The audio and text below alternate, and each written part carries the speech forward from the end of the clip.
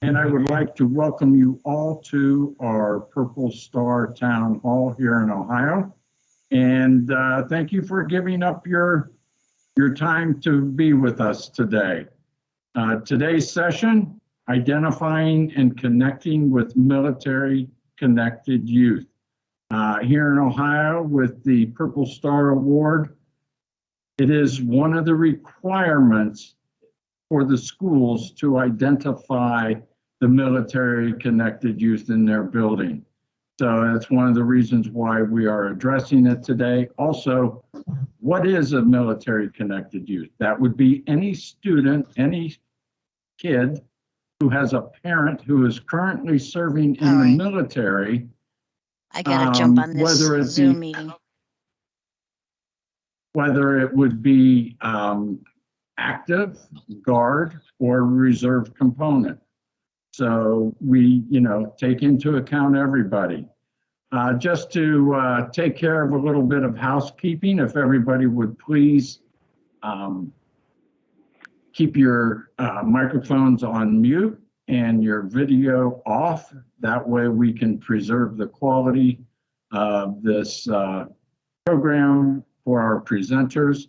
And I am going to, if you have any questions, please put them in the chat box and we will address them towards the end. So with that being said, I am going to turn the program over to Monica Myers, Dr. Monica Myers, who is the Curriculum Director for Jackson Local Schools in Stark County, which just happens to be home of the NFL Hall of Fame. So, and she's pretty close to that. And she will introduce today's panels, who I have had the opportunity to work with on many occasions. These people, they're all great quality folks doing wonderful jobs in their schools. And I think you'll really appreciate what they have to say today. So with that, Monica, I am turning it over to you. And if everybody will make sure that their microphone and video is off. There you go.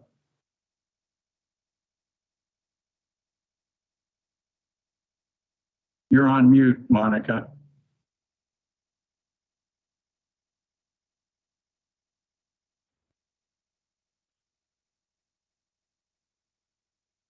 Still can't hear you. Can you folks hear me? Yes, Chip, we can hear you. Yes, Chip. Okay.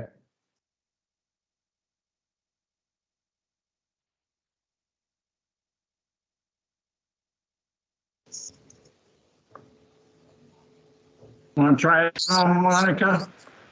All right, can you hear me now? Yep. You can hear me? Okay. I'm not sure what happened there. Sorry about that. My role at Jackson Local Schools in Stark County is a point of contact, and we have six buildings, all Purple Star, 6,000 students. And so part of my role as Director of Curriculum is really working on making those connections, mental health awareness. Yesterday's town hall was about connecting military youth to mental health services, and that's a part of my role in professional development, not just with military connected youth, but with staff and for students. And being our point of contact is very near and dear to my heart. I've been through 2 deployments, my son-in-law to Afghanistan, my own son last year. And I even reached out to Chip and Pete Lupita as an child.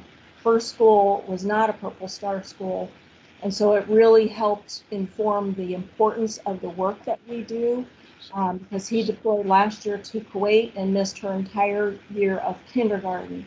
And so really connecting with our families is so important, and what you all do to help those families is why we're here today. And so I am joined by a wonderful group of people. Kelly Anderson, and I'm going to have them each introduce themselves. Kelly Anderson, she's a school counselor. Jen Davis, an intervention specialist. Matt Cox, he's a middle school teacher.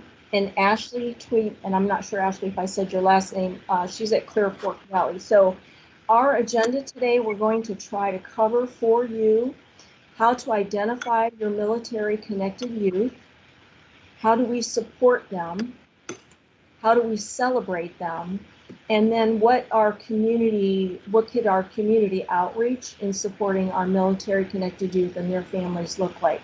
So we're going to have Kelly, then Jen, then Matt, then Ashley. Go ahead and introduce yourselves, and I'm going to go ahead and mute.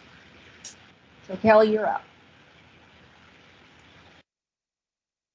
Okay, I think I'm good now. Can you hear me?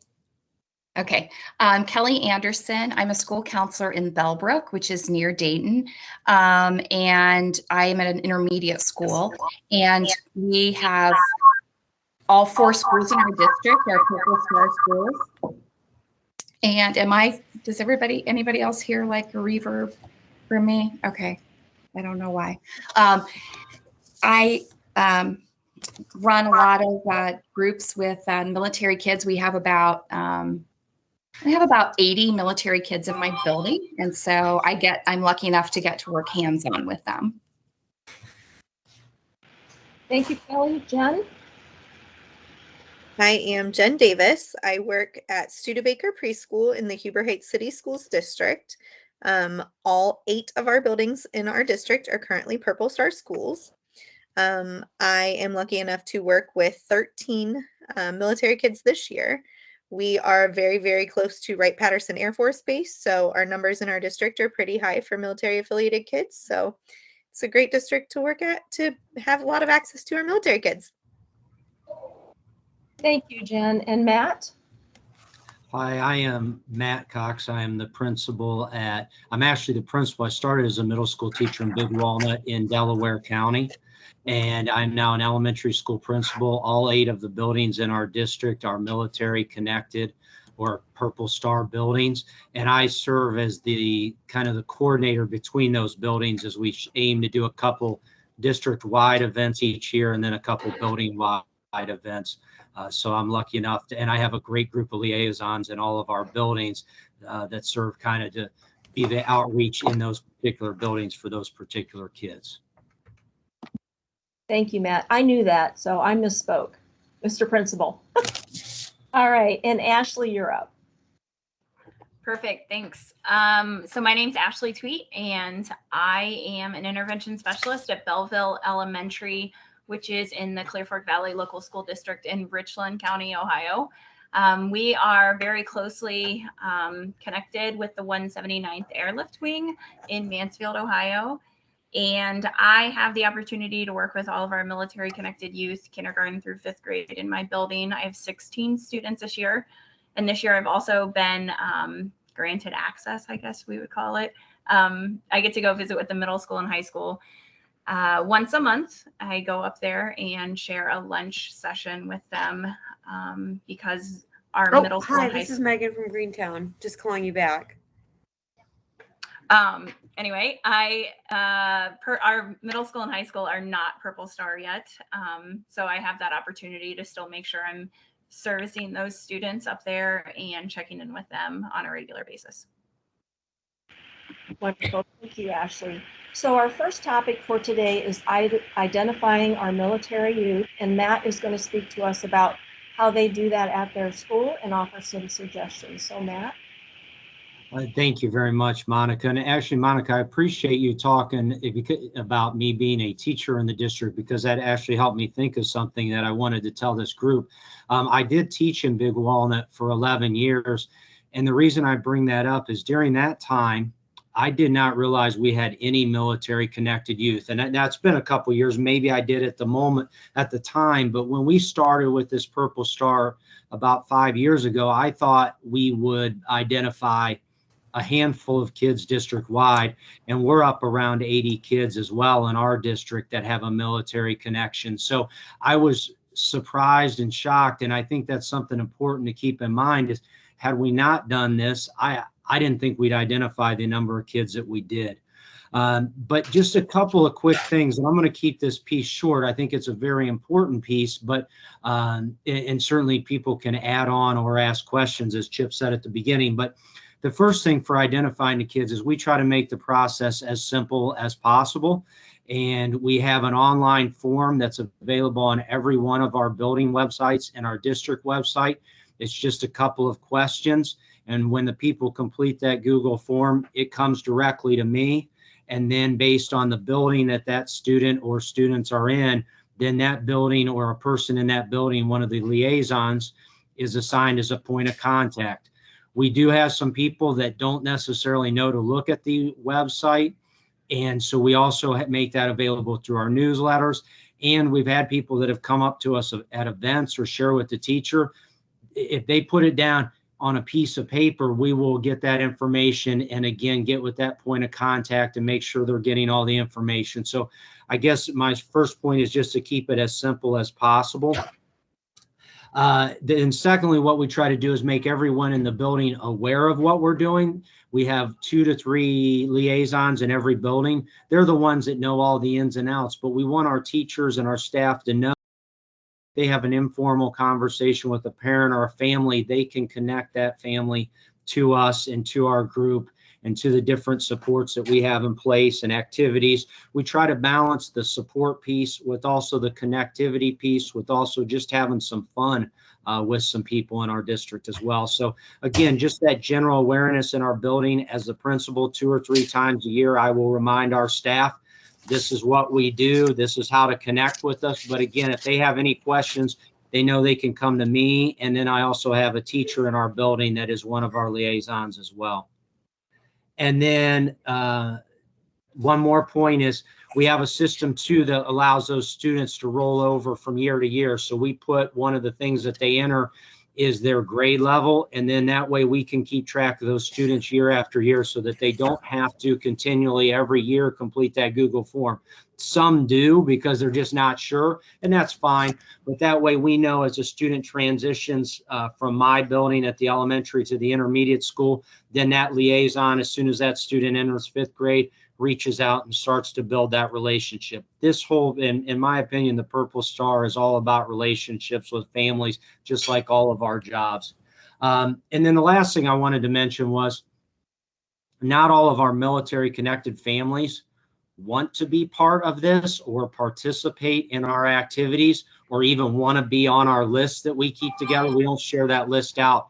But again, I think that's something important to keep in mind for different reasons. That some people have said thanks, no thanks, and some people have said thanks to us one year or no thanks and then thanks the next. So just keep that in mind like you would with anything else. If some of the folks would just prefer not be part of this, and again, we completely respect that. And then my last point is just, we are all here for you. I can't tell you how often, this is our 4th or 5th year, how often I reach out to people in other districts, steal ideas. I will learn something, even though I'm on the panel today, I'll learn something from others today and steal that idea and take it back to my group. So I can't tell you how much we lean on each other, and anytime you need something, I'd be happy to help. And certainly, again, I'm here to learn today as well. So those are just kind of a couple of quick things. There's no magic in how you identify the folks. I think our goal is to just make it as easy as possible for those people. And then once we have them on board and get to know them a little better, we expand on what we can do with those folks and how we do things. So simple and easy, and that's about all I have. So thank you. And again, any questions, let me know. Yeah, and if I could ask you just a couple clarifying questions. So you mentioned keeping your list confidential. In your list, do you identify the branch of service as well as are they ready for deployment, returning for deployment, any of that information that helps your staff? And then a second question I have for you is, how do new students to your district get identified as military connected youth? Yeah, the first part of the question is, we do ask them to identify their branch, and then whether they're active duty, reserve. But that really, the only thing we really use that for is kind of that first connection piece, is when I'm talking to that kid and building a relationship and just trying to understand, or I try also to build a connection at home with the family. So when I call that family and thank them for their service, and yeah, I'm not trying to overstep my bounds, but I'm trying to seek to understand, I think, more than anything. So those are two questions we do ask. And it's a great question too. Not everybody fills it out for us. If somebody tells us they have a military connection, great. We're happy to have you as part of that piece. And we don't dig any deeper or pry. And then secondly, when new students come into our buildings or our district, is again, continuing to put that information out to the staff as reminders. 3 or 4 times a year, it goes in my newsletter, it goes in our district newsletter, it's on our website. So there are kids that will come in that maybe we don't know from day one, but within a couple weeks, if not a month, we find out about those kiddos. Great, thank you so much, Matt. And now Ashley and Kelly will talk to us about how to support our military youth.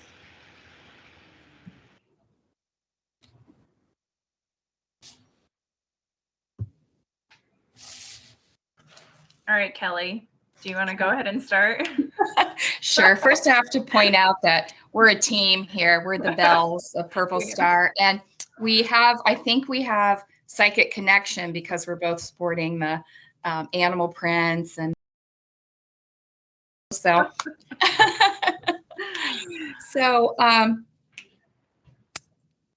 individual student supports. Maybe we'll start with group supports and then kind of narrow that down to, okay. So Ashley and I both run monthly groups. Hers looks a little bit different than mine. I don't have lunches with them. We used to eat lunch together, but since COVID, we've cut out the lunch part. So we meet once a month. I have to run 3 groups per month because I have so many and they have different time periods I have 3 grades in my building. So basically, we identify the students in the beginning of the year. A lot of the students I have identified as new students. I do a program of orientation for new students. And that's when before school starts, and that's when I find out a lot of our ones who have moved in. So I feel like that new student orientation is a really big piece of how we support our students and our families right from the get-go.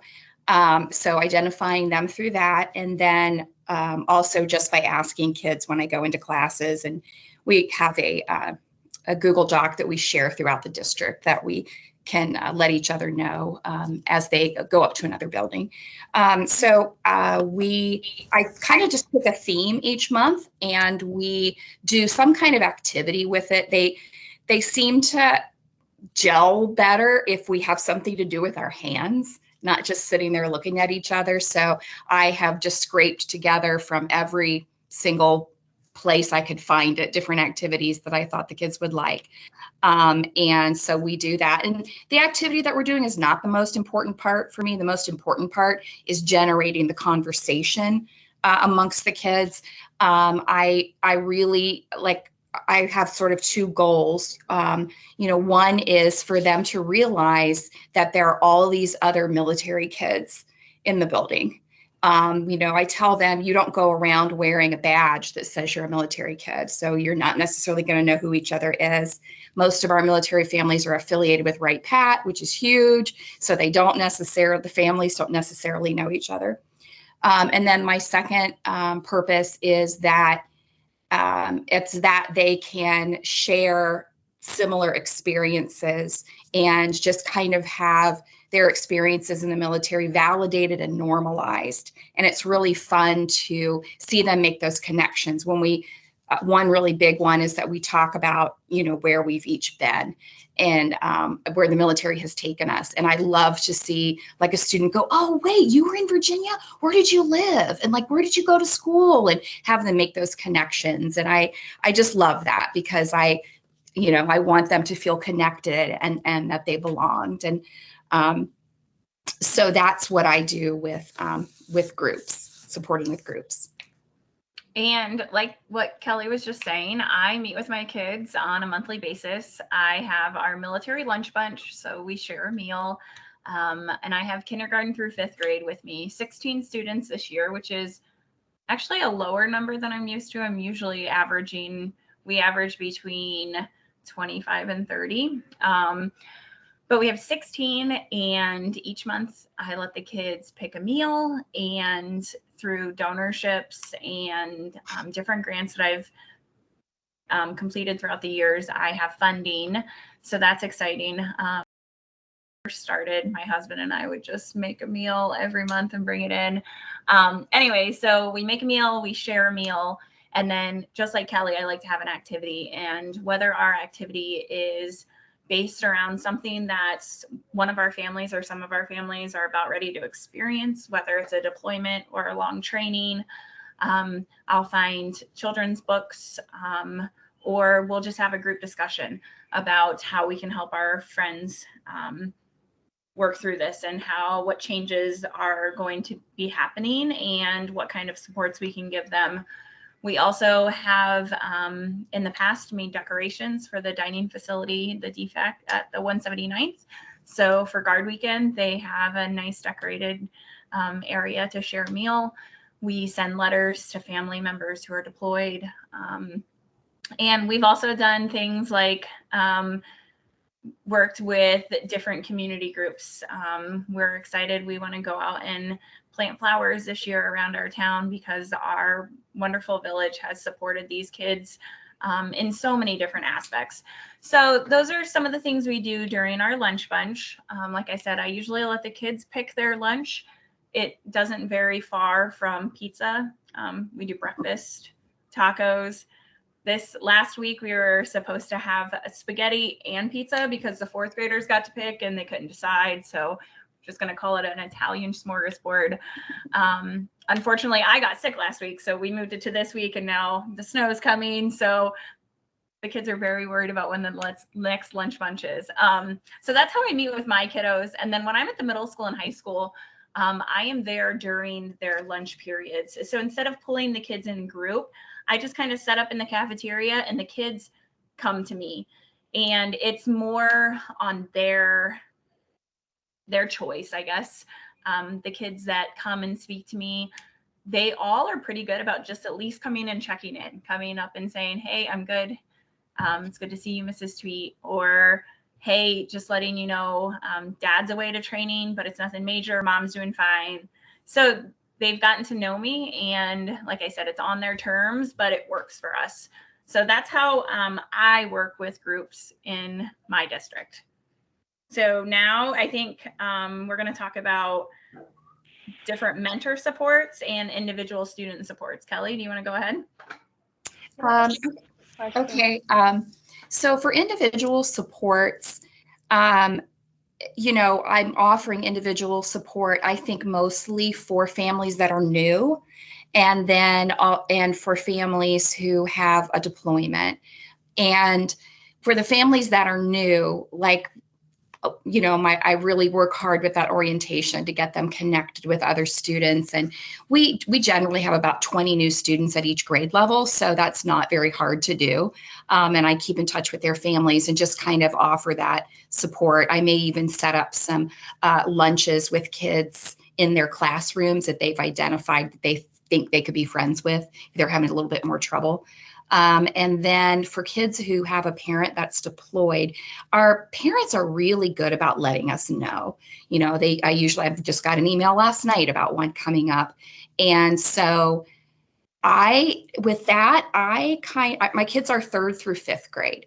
So the younger kids they want to talk about it. They want to be there in group. They want more support. Sometimes with the 5th graders, they might decide that they just don't want to attend the groups that year.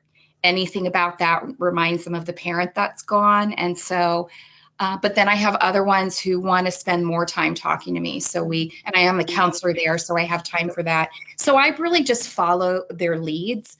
I definitely still check in with them from time to time, even if they kind of want to take a step back. And, you know, I just believe in kind of following their leads, whether they really want somebody talking a lot about it with them or not. And then as far as mentors, we had a lot of great plans for middle school students kind of coming down and mentoring our students. But the year that COVID started was the year that our our middle school became a Purple Star school, and we had a lot of plans for that. And then, you know, we've really kind of taken a back seat with that because of COVID. But our counselors at the middle school have found that the middle school students don't really want to meet in groups the same way that we do in elementary school. I can really see how Ashley does it as being something that would work up there. But projects, and they do love doing anything with the younger kids. So I have been able to have those students come and help out at some different things. I would love to increase that more. Yeah, and as for me, kind of along the same lines, individual support for my students usually comes when there is a deployment or a longer training that's getting ready to take place. We don't get a lot of move-ins. We have had some move-in military families, and that's always a little bit exciting for me. And I know it's exciting for our students because it's just another little member of their family. And that's kind of what we are in our district. Being connected to a guard base, we don't have a lot of in and out families, but they are a very tight knit group of kids. They watch out for each other. They're that support person.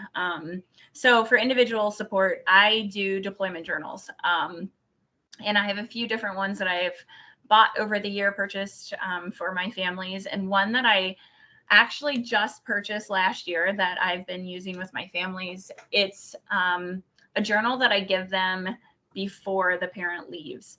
And it's almost like a scrapbook, and they start the process before the parent leaves, and then the family at home continues it. And even though a lot of my parents get to talk to their kids talk to their deployed parents almost every day. They still like to put pictures in,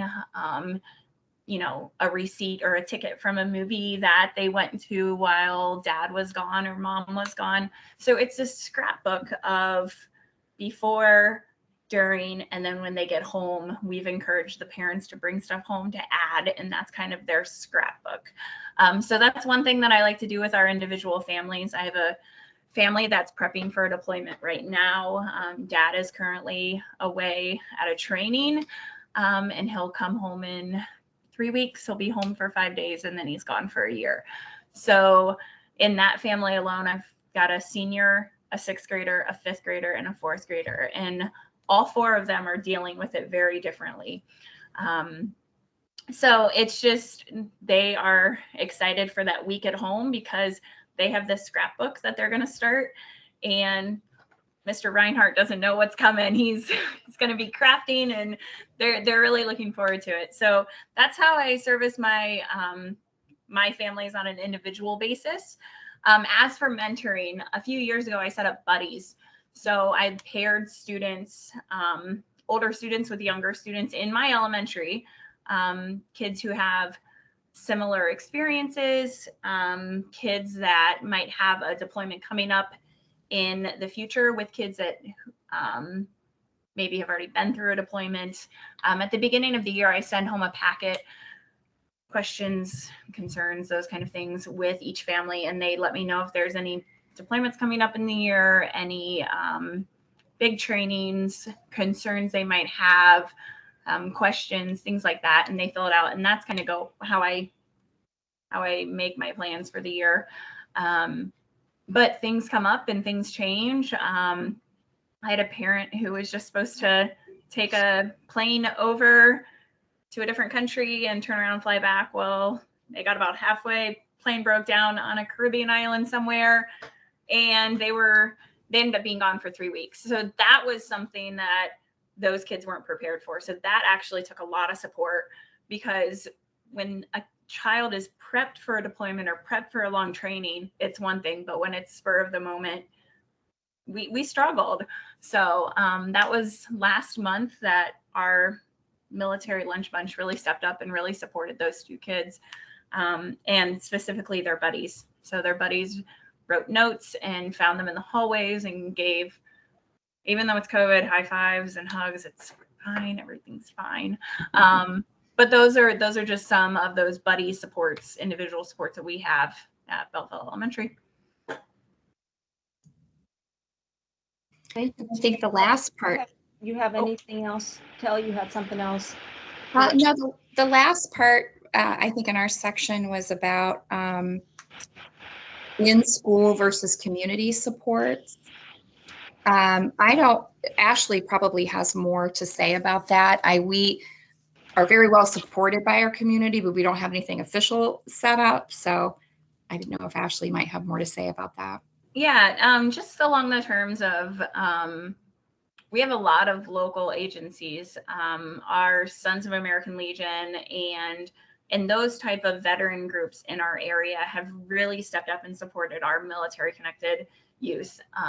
They love donating whatever we need. Our kids just we're in the process of getting brand new shirts that an anonymous donor sent a check to one of the local businesses and said, please make shirts, get with Ashley Tweet, have the kids design them, it's paid for. So that's awesome.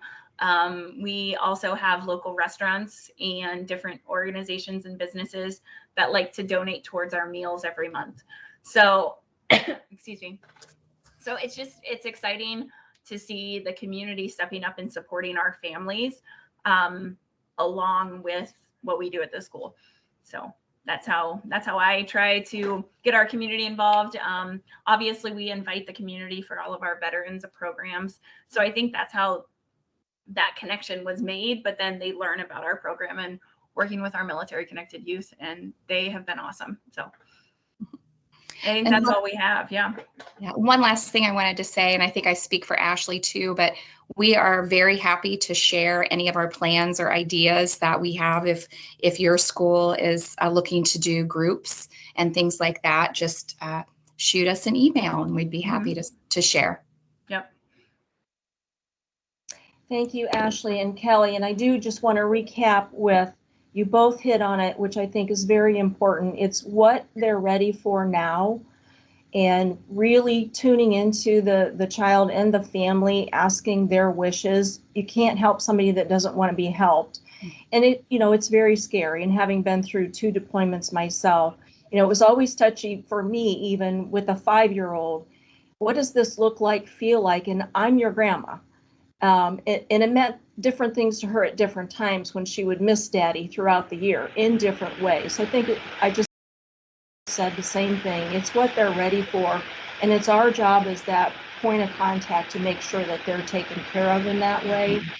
And also to remind everybody, we have many different deployments now. We have border deployments. We have hospital deployments. And it's not just those year-long deployments that, it's kind of like what we're all in our minds now is the typical type of deployment. And so being very cognizant of how long are they gone, where are they gone, and as Ashley mentioned, they might be talking to them daily, FaceTiming with them daily, but that's not, as we all know, that's not the same as being physically with them. And we just had a father return with an elementary child and a high school child, and he had been gone for a year doing border patrol. And with his wishes, allowed us to film that reunion, which was awesome this year. So thank you both so much.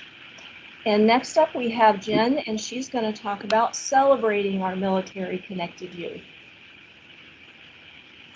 So every district celebrates their kids a little differently, but some of the really cool things that can happen for our kids are celebrations that can happen anytime in the year. So a lot of different districts like to do spirit days. Sometimes this is tied in with Month of the Military Child for April. Our district does like a red, white, and blue day. We do wear your favorite branch day. We do a camo day. For Purple Up Ohio Day, we all wear purple. We have done things, as Ashley touched on, as the t-shirts. Every district kind of tends to design their own. The ones I've made for my students look like this. I don't know if you can see the whole thing, but so when a kiddo in our district is identified as a military kid in my building, I send out a questionnaire like Ashley had said, and I a friend of mine makes a bear for the child out of uniforms that have been donated from the USO. And so then their names get embroidered on them. So each one of my preschoolers gets a bear and a t-shirt. So that's something that they kind of get to feel special. And then once a month we wear our t-shirts. So that way they can see other military kids in the hall. And it's kind of like Ashley said, one of those support systems, but it's also a way to celebrate them.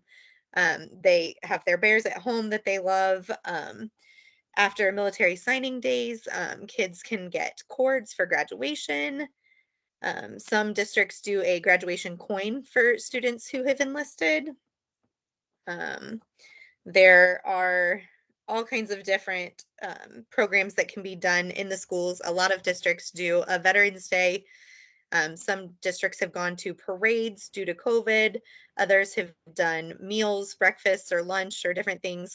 Our district specifically does a breakfast in each building. So everybody, the liaison in that building kind of runs point on it. I get a lot of donations for the food from the local community, which is a great way to involve them because not only do they want to support our veterans, but they also want to support our military connected youth. So that's a great way that they can kind of be involved and just kind of acknowledge everyone's service and things. There's all kinds of different ways. During Month of the Military Child this year, I plan to put in yard signs in all of my kids' front yards that says, I am a Purple Star student. Lots of different ideas. On the Ohio page, there is a celebrations tab and it goes through and people have posted pictures of different things that they've done in their district. Like I said, a lot of districts are doing the t-shirts, but there's all kinds of ways to celebrate your kids. Thank you so much, Jen. We appreciate all of that. We love your teddy bears. I've heard about those before, and I just love every time you show a sample of it. It's so very special. So we're rounding out to the last part of it, and I have connecting with our community. And so just to be thinking about, that outreach part. So certainly connect through perhaps our local churches if you have a connection already. If the family is willing, they might be co-supporting that family with you. Local bases, so that's in Stark County, our district is located to the Akron-Canton Airport where we have several National Guard units. And another way you connect there is you can volunteer. So they almost always have picnics or Christmas celebrations, and somebody's in there cooking food for the soldiers and the families, and you can jump in as that school person and say, hey, I heard you're having this for the soldiers. Can I come in and help volunteer? And my husband and I have done that a few times, and it's so rewarding. They also have FRG, Family Readiness Group representatives. That's another person that's a liaison that can become your friend and even just school you up on, military life if you're not familiar, and also be a point of contact for you. Mental health agencies, and there are some that specifically serve our military. And then what are extracurricular activities out in your community that you could connect the military connected youth with? You could reach out for discounted coupons or tickets for movies, roller rinks, ice skating rinks, writing lessons, dance lessons, just making that community outreach and saying, we have military connected youth. Mom or dad's deployed, or mom or dad, they've been at the hospital or they're down at the border and they're, they've left the other parent alone with 4 or 5 kids. How can we get them engaged? How can we get them to activities and help them? And I would say, again, you volunteering, there's no better way to learn than to insert yourself into military life. It's kind of been a part of my entire life, but even I don't know all the ins and outs. I've been through 2 deployments of immediate family members and been on the receiving end. And so jumping in is a really, really good way to learn. I know that's a time factor. But other resources that we can reach out to are MCEC and a Military One Source. And I think, Chip, you're going to put those in our chat so that those are accessible. So that kind of rounds out the community piece. And even for my own school, we have, quite a way to grow. We're just on the cusp of all 6 buildings receiving that Purple Star Award. So as Matt said, I'm learning things today, listening to this panel, and I know this panel, listened in yesterday and learned quite a bit. And I do intend to steal. That's what we say all the time. Steal from each other so that we can continue to support our military youth. So Chip, I'm going to turn it back over to you. I think you're going to monitor our chat line so that our panel can answer any incoming questions. Yep, I'm here. And one of the things that Monica mentioned, and I'll put it in the chat, is Military One Source is a great resource for service members. I'm not sure if you know this, but one of the things that they do is offer up 12 free counseling sessions a year for dependents of service members. And then the other one is the MCEC, the Military Child Education Coalition. And it's just another great place where there are so many different types of resources available for the military families. I'm not seeing too many questions yet, but I have one. And how, and any one of your panel can answer this, how has the culture changed and in your schools since you become Purple Star schools? Anybody? I feel like our building, the teachers and staff are a lot more aware of who our military kids are. And before becoming Purple Star, they weren't as aware. So now we have deeper relationships with our military families and we're able to support them more since becoming Purple Star. And like something that we've done just as a support option for our families is, I call it Purple Star Picnic. And so the families get to come in kind of like Ashley's Lunch Bunch, but we do it as a picnic. So the families come in too. So then it's a support system for the families to get to know each other, but also to be able to meet and greet with our staff, because some of our kids ride buses, some don't. The parents don't have as much of a chance to interact with the staff as well as what they do some of the other families. So it's just a way for everybody to get to interact and get to know each other better. And that way we can all kind of be there to support our military families instead of just me as the liaison. Okay, great. I would ditto, Chip, what Jen said. Really, that awareness piece for our administrative team, our counseling team, and then obviously trickling down to the teachers. There are more military identified youth in our district than anybody thought there was. I think Matt said the same thing. Oh, we thought we'd get a few kids. You know, we're close to 80 students. And I don't know that cognizantly the team of us had an awareness of the amount. And then knowing that, really taking a deep dive into how we can, service those children with support here at school, that academic and social emotional support that they need that, might be different than a typical peer. Great. Hey, another question is, let's see here, for Matt Cox, share district-wide model at Big Walnut with various professions and staff.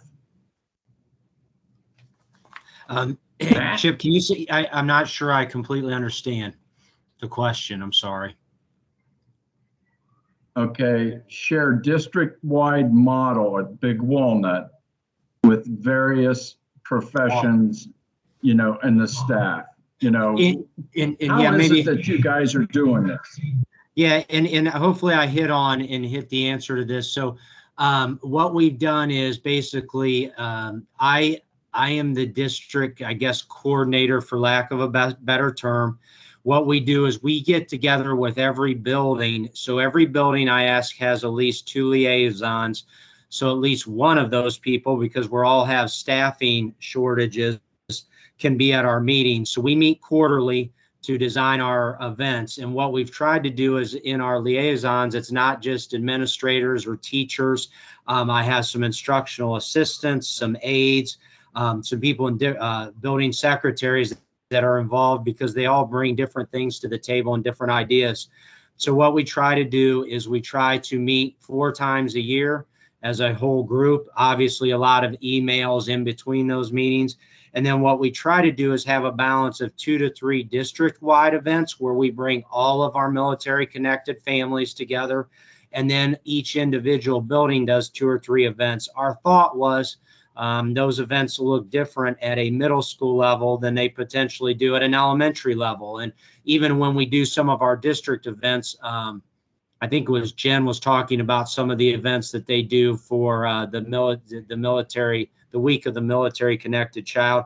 We might do a hat day at the elementary school, and the high school may tell us, that's a little nutty at the high school, so they'll do something a little different. But we try to find a balance of specifically things that support that age group because it looks different, and then some things that also connect our families to one another. Hopefully that hits on that piece, but then also, again, bringing together different people in our district as liaisons that have different perspectives and can speak to those different perspectives. And also we do have a parent that attends our meetings that is a military connected parent, and she gives us that perspective because a lot of times we turn to her and say, hey, what are your thoughts on this? Or how would this be viewed? Or how could we better support? And she's been very insightful because I don't have a personal military connection. And so sometimes I turn to her to give me that insight that I don't have because I don't want to pretend to know what I don't know. Right. That's good. I think it's great that you guys meet, quarterly and discuss, the needs and what you're doing within the district. I'm reading in the chat box, Pam Gayhart from Fairborn.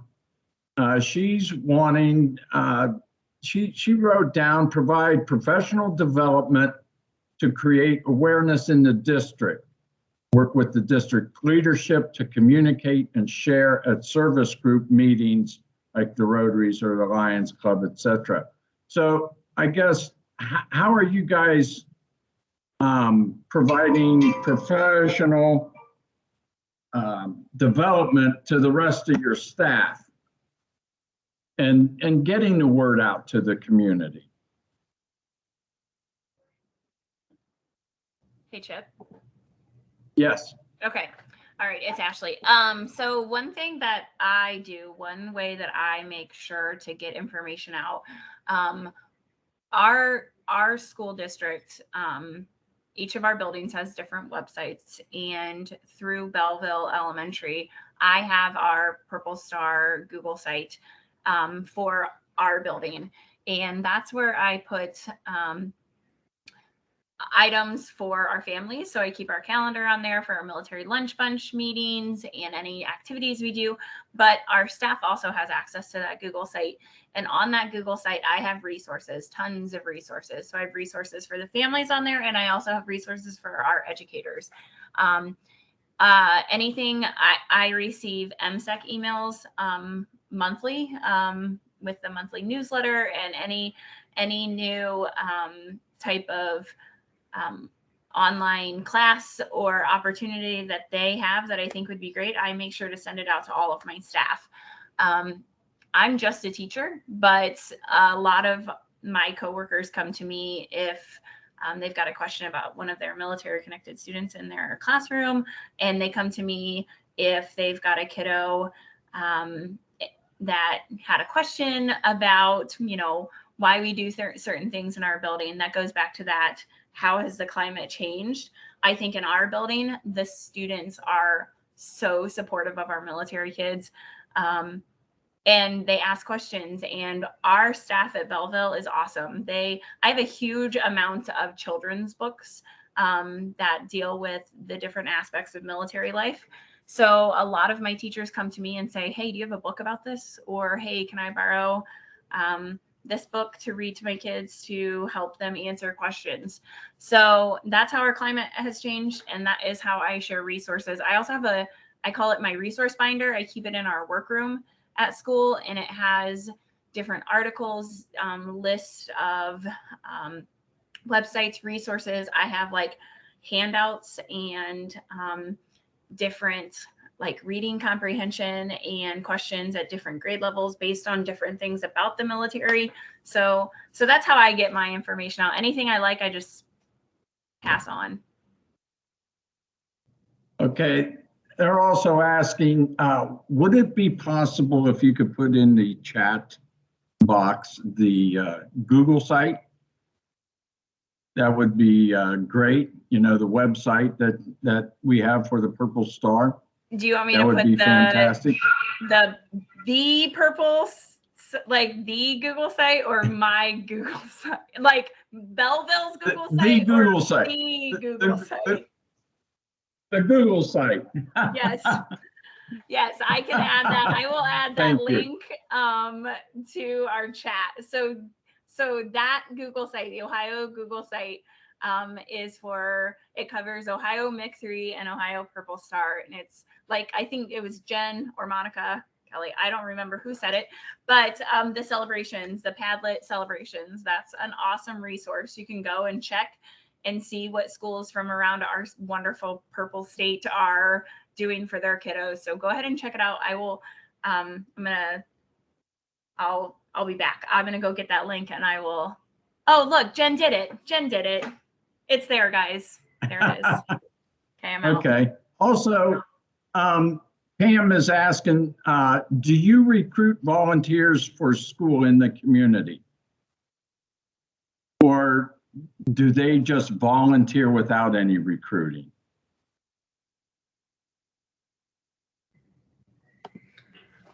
Chip, I can speak to that a little bit. I think once and it kind of circles back to a question before, and that is the fact that once the word gets out about Purple Star, it's actually kind of hard to slow the momentum. And I'm saying that with a smile. I mean, people want to get involved, and very rarely does somebody say, I don't want to support the military. So anytime, we usually budget for our events about $1,000 to have like a dinner for the families. And our last two events, we spent no money because people just want to step up and help out. And that's kind of how we started to connect with the community, is they want to be involved and want to help us out. So we want, we're a smaller community. So I've just found that people want to support the military folks. So we want them involved as much as they want to be involved. And anytime we've gone and knocked, they've been very supportive of what we've tried to do. And as I said, it's almost hard to stop the momentum. I thought we'd have to pay for something for our last event. And people, every business we went to said, no, we simply want to donate. And then what we try to do is when we're doing our events is recognize those businesses and thank them for their support. And so it's a reciprocal relationship. But again, it's been wonderful. And once we've gotten the momentum going, which took 2 or 3 years to really get it going and people to make aware, it's been easy from there. Again, for our community, it could be different other places. Thanks, Matt. That's great. Ashley, there's another question for you.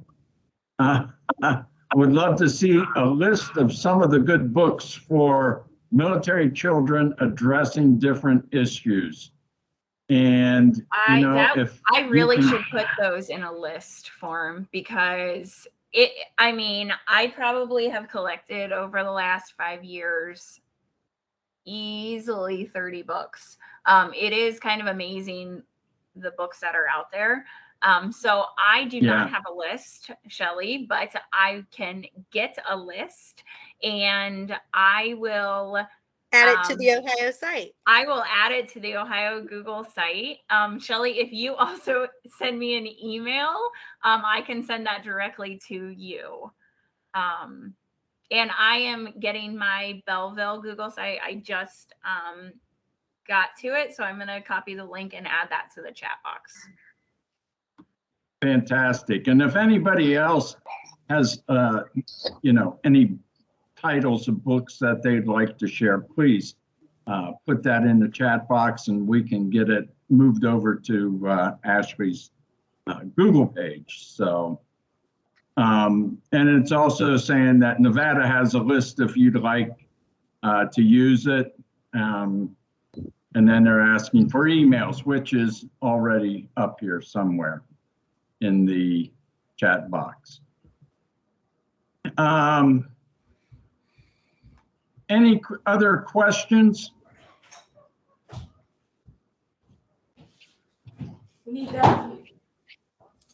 In closing, I guess I would like to say, once again, thank you for your time and joining us today. But,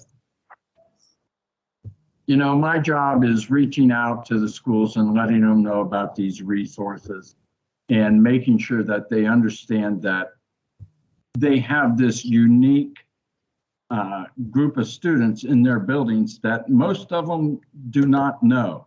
And I think it's so important that you people in the schools are able to make some sort of connection with these students.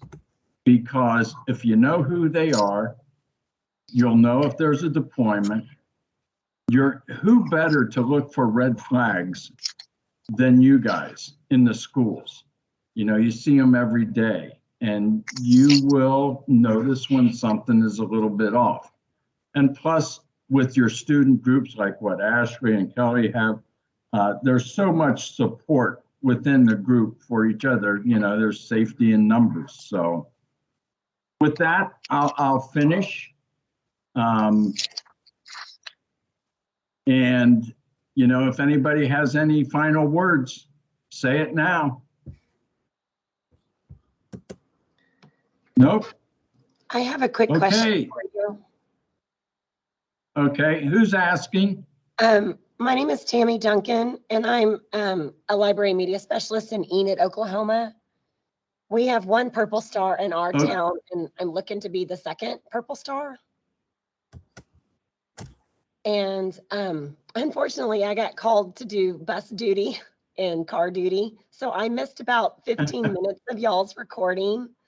And will this recording be available so I can catch what I missed? It should be. Okay. Because I got a lot more out of today than I did yesterday. Okay, well, that's good to hear. Pete, you want to give information on the recording?